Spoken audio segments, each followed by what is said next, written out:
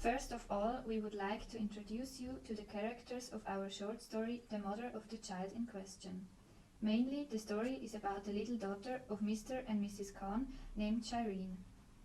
She is 10 years old and is called subnormal in the story. Shireen is different than her siblings. Hassan is Shireen's older brother and he is 12 years old.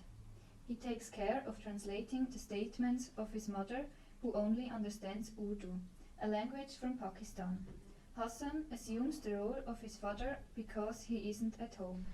Mrs. Khan is a plump, pretty lady and the mother of Shireen, Hassan, and 3 other children.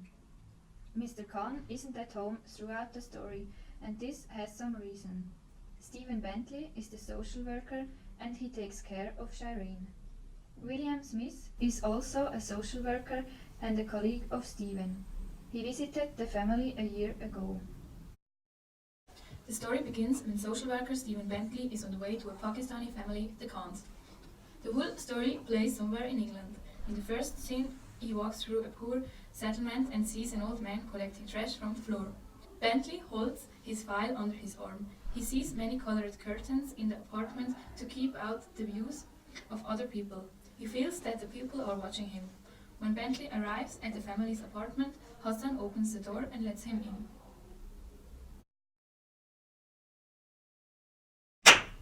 As Bentley enters the apartment, he noticed that everything was too clean and too tidy for a poor family. They must have spent a lot of time preparing for this visit. Bentley says to himself. Hassan has a big smile on his lips, almost a little too big. Bentley takes a seat on an empty chair. He looks around the room and he sees how Mrs. Khan is smiling at him.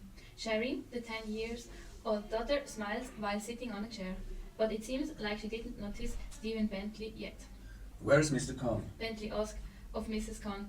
She nods to Hassan as a sign for him to translate. No, he cannot come. He's at work. Hassan then replies. But he told me he would be here. I spoke to him on the telephone yesterday. No, he's not here. Bentley looks at the file he is holding in his hands. Shireen Khan is written on the front. Inside the file there is a note from 9 months ago from his colleague William Smith that says, "Father did not keep appointment. His presence is essential." The mother whispers something to Hassan and the boy gets up, walks to the kitchen and returns with a tray with a pot of tea and cookies on it. The little girl doesn't understand the reason for Stephen's visit, but she smiles. 5, Said Mrs. Khan in broken English. she can count. Say 5, Shireen. But Shireen shows no reaction on the command from the mother. Bentley starts a conversation. If your husband would agree to it, Shireen could go to the school we discussed. My colleague William Smith discussed with you when he came last year. It is a good school. It will cost a little, but not much. It is government funded, but there is a small charge this year, unfortunately. The mother says something sharp in Urdu. Hassan replies. It is not the money. We have enough money. Bentley goes. Then I'm sorry, but I don't understand. The school would be good for Shireen. Mrs. Khan says something loud and angry. Hassan translates. My mother says Shireen must go to the big school, favorite school. Is that where you go, Hassan? Yes, sir. My name is Stephen. Call me Stephen. Yes, sir. Your father should be here. Bentley can feel that something is going on behind his back in this family, but he can't make out what. Mrs. Khan takes out a child's picture book and holds it in front of Shireen. She begins to laugh. The book was made for a 3-year-old, perhaps, but Shireen is 10 now. Look, I'm not saying that Shireen will learn to read well or anything like that, but... Mrs. Khan slaps the book shut and faces Mr. Bentley. My mother says Shireen must go to the big school with the rest of us. Hassan says. But Mrs. Khan, she can't go to the big school. How can she? It's not possible. Mrs. Khan, full of anger, grabs Shireen's arm and walks out of the room with her. Hassan says. Excuse me, sir, but I must go to the school. I asked for permission to be here and my teacher said yes, but I must go back weekly. Did your father tell you to be here? Bentley asks. No, sir, my mother said I must be here. Thank you for staying to interpret, Hassan. I wish I could speak to your father. Excuse me, sir, says Hassan as he walks out. Bentley loud. Goodbye, Mrs. Khan. But he doesn't get a reply, so he walks out of the apartment.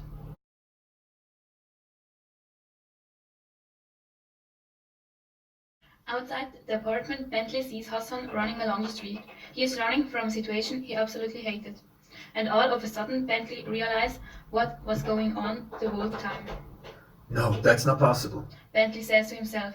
He realized that Mrs. Khan, the mother of Shireen, doesn't even know that her daughter is subnormal, although she has 4 normal kids who are all doing well at school.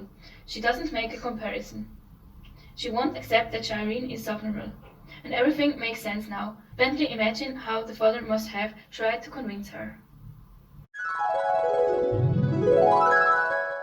You stupid woman! She cannot go to the big school with the other.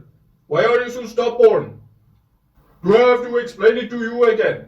And that's the reason he didn't show up to the meeting. Otherwise, he should have said. My wife is a fine woman, but she has this little peculiarity. And Hassan didn't want to say. You see there, there's a little problem with my mother.